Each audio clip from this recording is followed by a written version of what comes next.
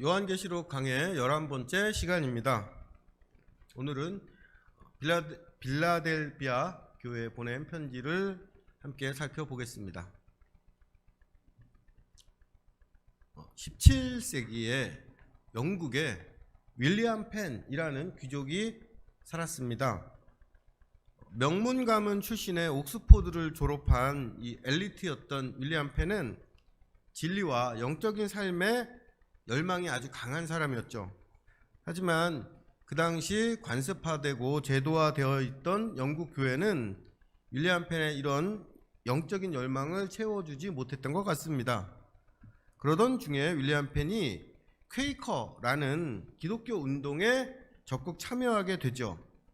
퀘이커는 자유와 평화, 사랑과 평등을 추구했던 기독교 운동인데 이런 가치들이 그 시대를 너무 앞서갔기 때문에 당시에는 국가와 기존 교회로부터 많은 탄압과 박해를 받았습니다. 영국의 최고 명문가의 아들이 국가가 금지하는 종파의 핵심 인물로 활동을 하니까 영국 정부로서도 골치가 아팠죠. 영국 정부는 윌리엄 펜을 여러 차례 고발하고 감옥에도 보냈다가 결국은 타협점을 찾습니다. 윌리엄 펜 가문이 아주 돈 많은 집안이어서 당시 영국 왕이었던 찰스 2세가 윌리엄 펜 아버지에게 많은 돈을 빌리고 갚지 않은 상태였는데 윌리엄 펜의 아버지가 갑자기 사망하게 돼요. 그러자 영국 정부가 윌리엄 펜에게 왕의 빚을 탕감해 주면 아메리카 신대륙의 동부지역 지배권을 주겠다 이렇게 제안을 하죠. 국왕은 거액의 빚을 갚지 않아도 되고 윌리엄 펜은 영국을 떠나서 신대륙에서 마음껏 자신이 꿈꾸던 신앙 공동체를 만들 수가 있으니까 서로에게 좋은 거래였습니다. 윌리엄 펜은 1682년에 자신을 따르는 퀘이커 교도들과 함께 미국 북동부 지역에 정착을 하죠. 이곳이 아주 울창한 숲이 있던 곳입니다. 라틴어로 숲을 실베니아라고 한대요. 그래서 이 지역 명칭이 윌리엄 펜의 숲, 펜의 실베니아라고 해서 펜실베니아가 되었습니다. 이 펜실베니아 지역에 정착해서 마을을 건설한 윌리엄 펜은 새로 지은 마을의 이름을 뭘로 할까 고민을 하다가 성경에서 아주 좋은 이름을 발견합니다. 바로 오늘 읽은 요한계시록 3장 7절에 나오는 이름입니다. 이렇게 해서 펜실베니아의 필라델피아가 탄생한 거죠. 개역 성경에는 옛날 발음대로 빌라델비아라고 표기되어 있지만 요한계시록에 나오는 빌라델비아와 필라델피아는 같은 말이고 이 미국의 도시 이름 필라델피아는 요한계시록에서 가져온 겁니다. 윌리엄 펜이 새로운 도시 이름을 필라델피아라고 지은 건 이 교회가 예수님의 책망을 받지 않았던 모범적인 교회였다는 것도 이유였겠지만 이 필라델피아라는 뜻 자체가 좋았기 때문입니다. 헬라어로 필은 사랑이고 아델포는 형제예요. 그래서 필과 아델포가 합쳐진 필라델피아는 형제 사랑 우애라는 뜻입니다. 윌리엄 펜이 아메리카 신대륙에서 만들고 싶었던 것이 평등하고 자유롭게 서로 사랑하는 공동체였기 때문에 필라델피아라는 이 이름이 더 마음에 들었던 것 같습니다. 그런데 요한계시록에 나오는 도시 이름이 필라델피아, 형제사랑, 우애가 된 것에도 유래가 있습니다. 기원전 200년경에 이 지역을 다스리던 에우메네스라는 왕이 있었어요. 이 왕이 로마를 여행하다가 실종이 됩니다. 적에게 왕이 암살당했다는 소식이 전해지고 에우메네스 왕의 동생인 아탈로스가 형의 그 왕위를 이어받아서 새로운 왕이 되죠. 그런데 얼마 후에 그 에우메네스가 적의 공격은 받았지만 죽지 않았고 건강을 회복해서 고국으로 돌아오고 있다는 소식이 전해지죠. 새로운 왕의 측근들은 이제 당신이 왕이니까 형이 돌아와도 이 왕의 자리를 양보하지 말라 이렇게 얘기했지만 동생이 아탈로스는 형이 돌아오자 자신의 모든 권리를 포기하고 왕위를 돌려줍니다. 이렇게 동생 덕분에 분란을 겪지 않고 다시 왕이 된 이 에우메네스가 동생의 우애에 너무 감동해서 주변 도시 이름을 필라델피아, 형제라고 이름을 지은 거죠. 당시 그 지역에서 발행했던 주화를 보면 이 주화 앞면에는 에우메네스 왕의 초상이 있고 뒷면에는 월계관에 둘러싸여 있는 두 사람이 새겨져 있습니다. 이 두 사람이 바로 에우메네스 왕과 동생 아탈로스죠.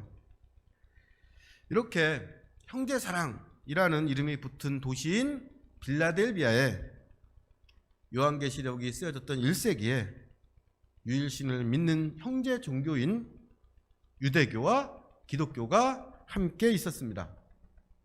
그런데 형제처럼 가까운 두 종교는 도시 이름과는 다르게 갈등과 분쟁의 관계였어요. 요한계시록 3장 9절 앞부분에 보라 사탄의 회당 곧 자칭 유대인이라 하나 그렇지 않은 자라는 구절이 나옵니다. 지난주 살펴봤던 서머나 교회에 보낸 편지에도 사탄의 회당 유대인에 대한 언급이 나오죠. AD 70년 예루살렘의 유대인들이 로마에 대항해서 유대 전쟁을 일으켰다 실패합니다. 예루살렘 성전은 파괴되고 유대인들은 쫓겨나죠. 유대교와 유대인들은 로마 제국에 충성을 다하지 않는다는 의심을 샀고 소아시아 지역에 살던 유대인들도 로마 제국에 눈밖에 나지 않으려고 아주 조심했습니다. 그런데 유대인들이 살펴보니까 자기들보다 더 위험한 사람들이 기독교인들이에요. 기독교인들은 로마 황제가 아니라 나사렛 예수를 구원자로 믿고 주라 부르면서 충성을 바치겠다고 고백합니다. 우리말로 이렇게 믿음이라고 번역된 헬라어 피스티오는 원래 종교적인 믿음보다는 충성이라는 의미가 강했습니다. 그래서 주 예수 그리스도를 믿습니다 라는 말을 당시 뜻으로 풀이하면 나의 주인이고 구원자이신 예수님께 나의 충성을 다 바칩니다 이런 뜻입니다. 그런데 이건 한편으로는 로마 제국과 황제를 거부한다는 뜻이기도 했어요. 그런데 이 외부인이 보면 유대교와 기독교가 같은 종교로 보이니까 유대교 입장에선 이 기독교인들 때문에 자기들까지 반역자 집단으로 몰리겠다 생각을 한 거죠. 그래서 유대인들은 누구보다 더 열심히 기독교인들과 교회를 고발하고 핍박하는데 앞장섰습니다. 원래 회당은 성전에 갈 수 없는 유대인들이 함께 모여서 성경을 배우고 기도드리는 장소였습니다. 그래서 예수님께서도 회당에서 말씀을 전하셨고 바울 사도 역시 회당들을 거점으로 해서 선교 활동을 했죠. 그런데 이렇게 거룩한 장소였던 회당이 사탄의 회당이 되었습니다. 사탄의 회당이 왜 사탄의 회당일까요? 거기 가면 사탄이 나타날까요? 귀신이 있습니까? 아닙니다. 사탄이란 말은 원래 고발하는 사람이라는 뜻이에요. 자기가 속한 집단의 이익과 안전을 위해서 무고한 다른 사람들을 고발해서 괴로움 겪게 하고 죽게 하면 이게 사탄 일이고 이런 일 하는 집단이 사탄의 회당이 되는 겁니다. 이렇게 사탄의 회당은 기독교 형제들을 고발하고 쫓아내는 사랑 없고 무정한 유대교를 비판하는 말입니다. 같은 뿌리에서 나온 유대교와 기독교는 나사렛 예수는 누구인가? 라는 질문에서 답이 달라집니다.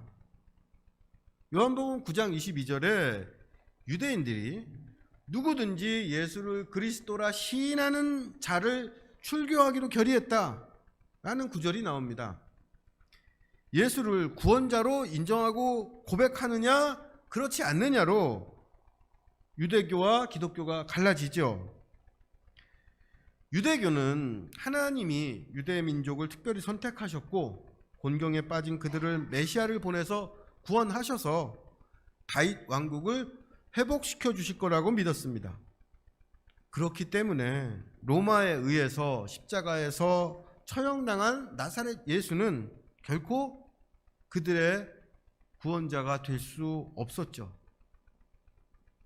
하지만 기독교는 십자가에서 죽고 부활하신 나사렛 예수가 우리를 죄에서 구원하신 분이고 하나님의 뜻을 확증하신 하나님의 아들이시고 예수를 믿고 따르는 사람들이 새로운 하나님의 백성이 된다고 믿었습니다. 이렇게 유대교와 기독교가 나사렛 예수는 누구인가 라는 문제로 갈등할 때 소아시아 빌라델비아에서는 자신들만 진짜 하나님의 백성이라고 자부했던 형이 나사렛 예수를 구원자로 믿는 동생을 고발해서 쫓아내고 있었던 거죠. 그래서 빌라델비아 교회에 보낸 편지에 예수님이 어떤 분으로 나옵니까? 요한계시록 3장 7절입니다. 빌라델비아 교회 사자에게 편지하라. 거룩하고 진실하사 다윗의 열쇠를 가지시니 곧 열면 닫을 사람이 없고 닫으면 열 사람이 없는 그가 이르시되.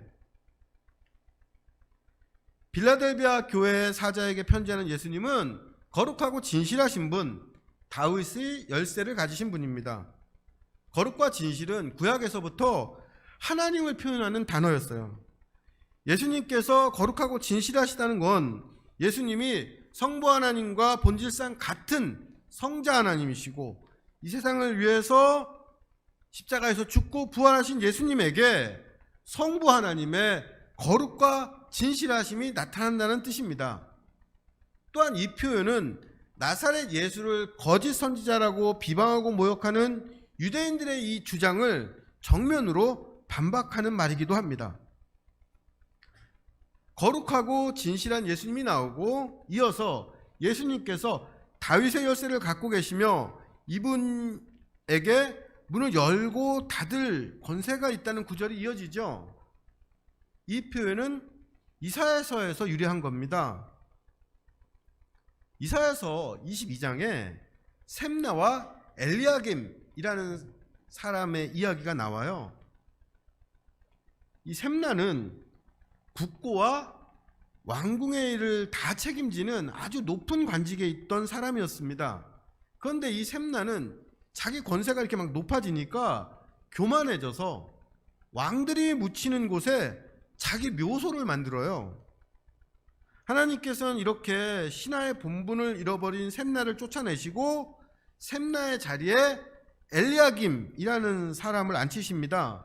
그리고 이 엘리야김에게 말씀하시죠. 그것이 이사야서 22장 22절입니다. 내가 또 다윗의 집 열쇠를 그의 어깨에 드리니 그가 열면 닫을 자가 없겠고 닫으면 열 자가 없으리라. 요한계시록 3장 7절에서 예수님을 묘사했던 말과 동일한 표현이죠. 자기 본분을 잊고 마치 자기가 왕이 된 것처럼 행세했던 셈나에게서 국고와 왕궁의 열쇠를 빼앗아서 이것을 엘리야김에게 주었던 것처럼 교만한 유대인들에게서 하나님 나라의 열쇠를 빼앗아서 예수님에게 주셨다는 뜻입니다. 그리고 이 열쇠를 가진 예수님에게 하나님께 가는 문을 열고 닫는 권세가 있습니다. 이렇게 거룩하고 진실하시며 다윗의 열쇠를 갖고 계신 예수님께서 빌라델비아 교회를 칭찬하세요. 요한계시록 3장 8절입니다. 함께 읽으시죠. 볼지어다 내가 내 앞에 열린 문을 두었으되 능히 닫을 사람이 없으리라. 내가 내 행위를 아노니 내가 작은 능력을 가지고도 내 말을 지키며 내 이름을 배반하지 아니하였도다.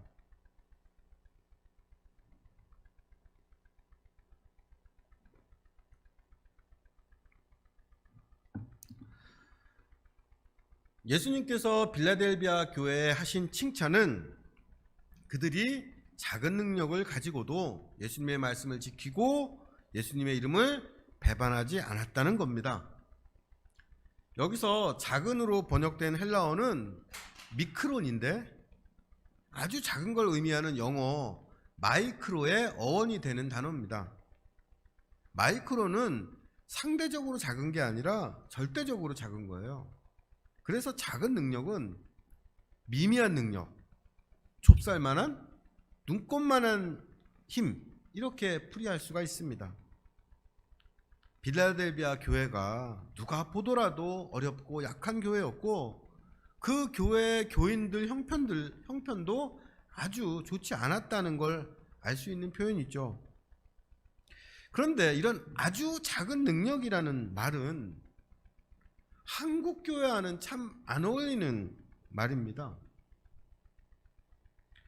하나님께 큰 능력을 받아서 성공하고 영향력을 갖추어서 말씀을 지킬 뿐 아니라 이 말씀으로 세상을 움직이고 예수님의 이름을 배반하지 않을 뿐 아니라 그 이름에 큰 영광 돌리자는 것이 그동안 한국 교회가 강조했던 비전이었습니다. 이게 틀렸습니까? 현실을 생각해 보면 예수님 말씀 지키고 그 이름 배반하지 않으려면 그래도 어느 정도 힘이 있어야 되는 거 아닙니까? 큰 능력이 필요하지 않습니까? 작은 능력, 그 어려운 형편을 가지고 어떻게 예수님 말씀 지키고 예수님 이름에 영광 돌리며 살 수 있겠습니까? 그런데 아닙니다. 이게 틀렸어요. 예수님께서는 큰 능력이 아니라 작은 능력을 보십니다. 작은 능력으로 뭘 하는 게 참 어려운 일인데 빌라델비아 교회가 그런 어려운 일을 했다는 거죠.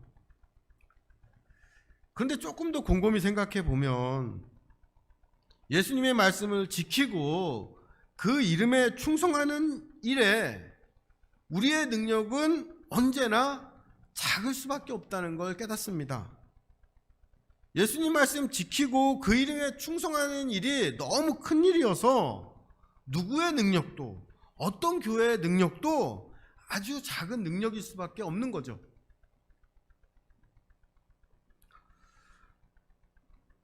정혜윤이라는 작가가 있는데 이분은 10년 넘은 구형 스마트폰을 쓰고 계세요. 이분 휴대폰을 보는 사람들은 아직도 이 모델을 써? 이러면서 놀라고 이분에게 이렇게 구형폰을 지금까지 쓰는 이유를 물어봅니다. 이런 질문을 받을 때마다 이분은 자신이 10년 넘게 휴대폰을 바꾸지 않은 건 콩고의 아이들과 고릴라 때문이다 라고 말해주죠. 스마트폰에 반드시 들어가야 되는 부품을 만드는 콜탄이라는 광물이 있는데 이 콜탄은 희귀 광물로 전 세계 매장량의 80%가 아프리카의 콩고 지역에 집중되어 있습니다. 스마트폰이 개발되면서 이 콜탄의 가격이 몇십 배 올라서 이 막대한 이익을 주는 이 광물을 차지하기 위해서 콩고의 내전이 더 심해졌고 어른들이 다 전쟁하러 나갔기 때문에 이 콜탄 광산에 어린아이들이 강제 동원이 돼서 노동을 합니다. 또 콜탄을 채굴하기 위해서 콩고의 숲이 파괴되고 땅이 파헤쳐져서 콩고에 살던 고릴라의 80%가 이미 멸종되었어요. 정혜원 작가는 자신의 휴대폰이 콩고 어린이들의 노동과 고릴라의 멸종과 연결되어 있다는 사실을 알고 자기 휴대폰이 도저히 쓰지 못할 정도로 고장나거나 부서지지 않는 이상 바꾸지 않겠다고 결심했고 이 결심을 10년 넘게 지키고 있는 거죠. 그런데 이분도 자신의 이런 노력이 아주 효과가 미미하다는 걸 알아요. 스마트폰이 전 세계에서 1년 동안 15억 개 생산된답니다. 하루에 400만 개 생산되는데 어떤 사람 한 명이 휴대폰 바꾸지 않는 게 무슨 영향을 주겠어요? 그런데 나에겐 내 휴대폰을 바꾸지 않을 수 있는 작은 능력이 있고, 왜 오래된 폰을 바꾸지 않느냐는 사람들의 질문에 콩고의 어린이와 고릴라에 대해서 말할 수 있는 능력이 있습니다. 이 능력이 아주 미미해서 세상을 바꾸지 못해도 이것이 내가 옳다고 여기는 신념을 지키는 실천이고, 우리가 누리는 현대사회의 편리함이 누군가의 희생으로 이루어진다는 걸 다른 사람에게 알리는 방법입니다. 그리고 이것이 무리해서라도 신제품을 소비하는 걸로 삶의 만족을 얻으라는 이 사회의 유혹에 저항하는 일이 되기도 합니다. 예수님께서 칭찬하신 빌라델비아 교회의 작은 능력도 이것과 비슷하다고 생각을 해요. 작은 능력이에요. 작은 능력이란 세상을 변화시킬 수 없는, 티도 안 나는 15억 분의 1 정도에 해당하는 미미한 능력이란 뜻입니다.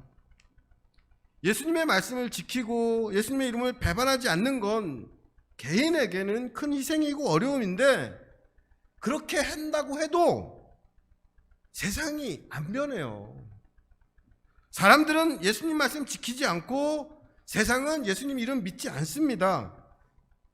하지만 나의 능력이 너무 작아서 세상과 사람들을 변화시킬 수 없다는 걸 잘 알면서도 멈추지 않는 것, 내 작은 능력을 다해서 예수님 말씀 지키고 그 이름 배반하지 않고 살아가는 것이 하나님께서 우리에게 명령하신 삶의 방식입니다.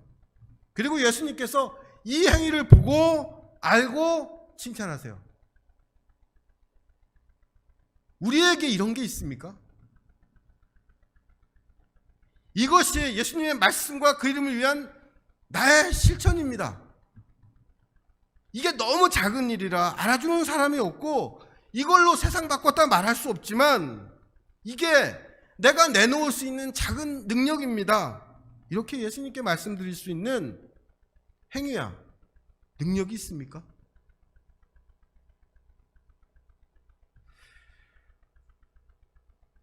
작은 능력을 갖고도 예수님 말씀 지키고 그 이름 배반하지 않은 빌라델비아 교회에게 예수님께서 어떤 복과 약속을 주실까요?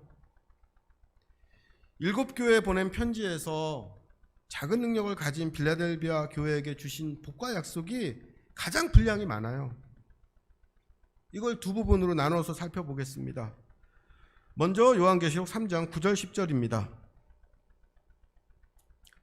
보라, 사탄의 회당 곧 자칭 유대인이라 하나 그렇지 아니하고 거짓말하는 자들 중에서 며칠 내게 주어 그들로 와서 내 발 앞에 절하게 하고 내가 너를 사랑하는 줄을 알게 하리라. 내가 나의 인내의 말씀을 지켰은즉 내가 또한 너를 지켜 시험의 때를 면하게 하리니 이는 장차 온 세상에 임하여 땅에 거하는 자들을 시험할 때라.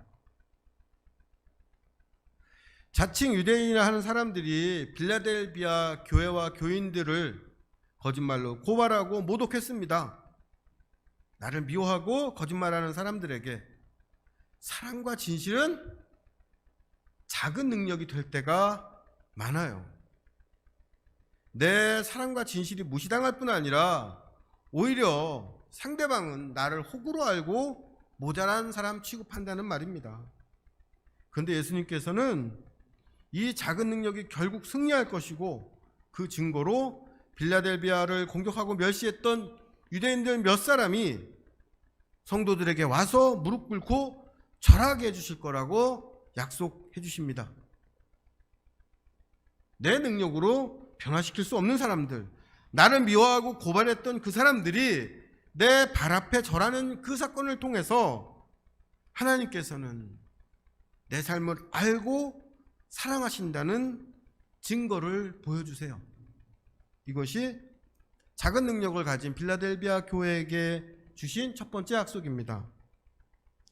이 첫 번째 약속은 현재적이고 가까운 약속이에요. 그런데 이어지는 두 번째 약속은 미래적인 약속입니다. 어느 때인가 온 세상에 아주 혹독한 시험이 왔을 때, 모든 사람이 시험을 당하는 아주 어려운 시대가 와도 그 시험에서 지켜주시겠다는 약속입니다. 여기서 이 시험의 때를 면하게 하신다, 이 말씀을 7년 대환란이 올 때 참된 신자들은 하늘로 휴거시키셔서 환란을 당하지 않게 하신다, 이런 뜻으로 해석하는 분들이 있어요.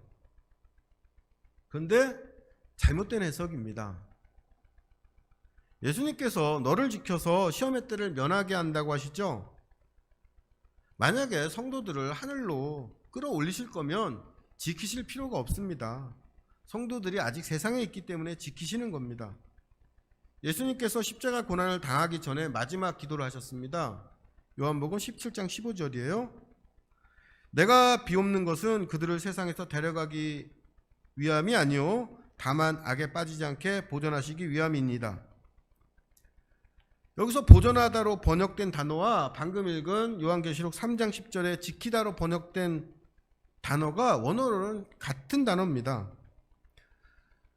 성도로서 우리가 누리는 복은 이 세상이 환난과 시험을 당할 때 우리만 이 세상에서 쏙 빠져나가는 게 아니라 우리의 작은 능력에도 불구하고 하나님께서 지켜주셔서 악에 빠지지 않고 선으로 악을 이기면서 시험의 때를 은혜로 지나가는 겁니다.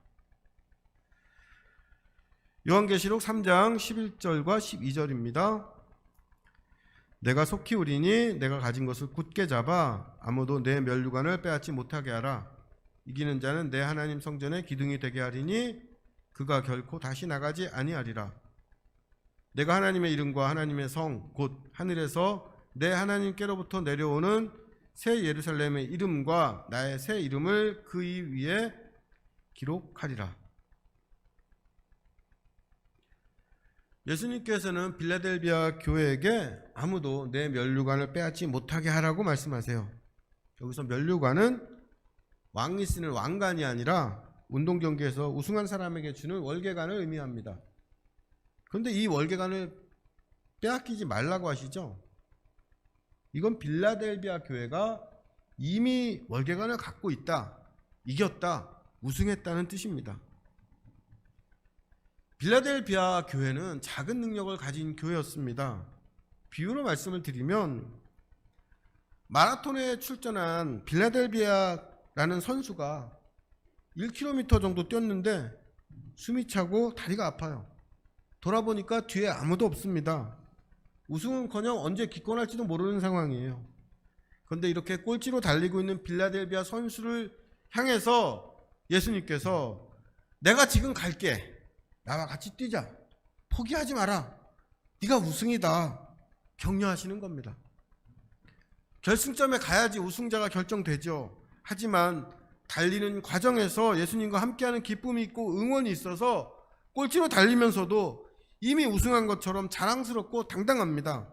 이것이 빌라델비아 교회에게 지금 주시는 예수님의 약속이에요. 그리고 이어서 미래의 약속을 주십니다. 빌라델비아 교회를 하나님 교회의 기둥이 되게 하시겠다는 약속입니다. 고대 건물들의 사진을 보면 기둥이 얼마나 중요한지 알 수 있습니다. 기둥 없는 건물은 없고 기둥이 흔들리면 건물이 다 무너지죠. 그런데 그 중요한 하나님 교회의 기둥이 누굽니까? 누구를 기둥 삼으시겠다고 하시는 겁니까? 대형교회? 큰 능력을 가진 사람들이 아니라 작은 능력을 가진 빌라델비아 교회, 작은 능력을 가지고도 하나님의 말씀을 지키며 예수님의 이름을 배반하지 않으려고 애썼던 그 사람들입니다. 고대 건물들을 보면 기둥이 있고 이 기둥에 건물 주인이나 건물을 설계한 건축가, 건축비를 댄 사람, 이렇게 그 건물과 가장 관련 있고 중요한 사람들의 이름을 이렇게 새겨놨어요. 하나님의 교회라는 건물을 세우는데 여기에 기둥이 되는 건 작은 능력을 가진 빌라델비아 교회고, 이 빌라델비아라는 기둥에 하나님의 이름과 새 예루살렘의 이름과 예수님의 새 이름이 새겨져 있습니다. 예수님께서 빌라델비아 교회를 향해서 너희가 기둥이다. 너희들 없으면 하나님의 교회가 서지 못한다. 너희에게 가장 귀한 이름들을 새겨주겠다 말씀하시는 거죠. 작은 능력을 갖고 있는 빌라델비아 교회에 하나님과 새로운 공동체와 새로운 예수 그리스도가 새겨져 드러날 것이라는 것이 예수님이 주시는 미래의 약속입니다.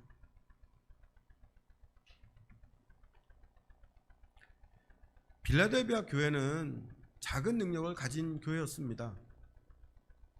예수님께서 이 빌라델비아 교회에 아무런 책망도 하지 않으셨는데, 이건 빌라델비아 교회가 완벽한 교회, 흠없는 교회여서가 아니라 능력이 작은 교회, 작은 능력을 갖고 애쓰는 교회였기 때문일 겁니다. 예수님께서는 그분의 말씀을 지키면서 배반하지 않으려고 애쓰지만 여전히 이 땅에서 가난하고 힘없고 초라한 교회와 성도들에게 넘치는 사랑과 과분한 약속을 해주십니다. 핍박하고 조롱했던 사람들이 너를 찾아와서 무릎 꿇게 될 거야. 네가 이미 면류관 가졌어. 네가 이미 우승했으니까 포기하지 마라. 이렇게 격려하시면서 지금의 어려움을 이길 힘을 주세요. 또 앞으로 더 어려운 시험이 와도 내가 지켜줄게 약속하시고 너희가 기둥이 될 거야 응원해 주십니다. 이렇게 작은 능력을 가진 교회에도 미래와 희망이 있다는 걸 알려주세요. 빌라델비아 교회와 성도에게 하셨던 말씀이 지금 우리 교회와 성도들에게 주시는 말씀도 되기를 간절히 바랍니다. 우리가 가진 능력이 아주 작고 세상은 우리 교회가 있는지 없는지도 몰라요. 우리에게 이런저런 능력이 있고 큰 업적, 작은 업적 이루었다고 자랑할 게 없습니다. 하지만 하나님께서 우리에게 주신 힘들을 모아서 예수님의 말씀을 지키고 예수님의 이름에 충성하려고 애쓸 때 세상과 사람들이 변하지 않을 걸 알면서도 우리의 작은 능력으로 사랑과 정의를 실천하려고 수고할 때 예수님께서는 우리에게 지금 필요한 도움과 미래로 나아갈 힘을 주실 겁니다. 작은 능력을 가졌지만 예수 그리스도의 크신 능력을 드러내는 주사랑교회와 성도 되시기를 간절히 바라고 축복합니다. 말씀 기억하시면서 기도하는 시간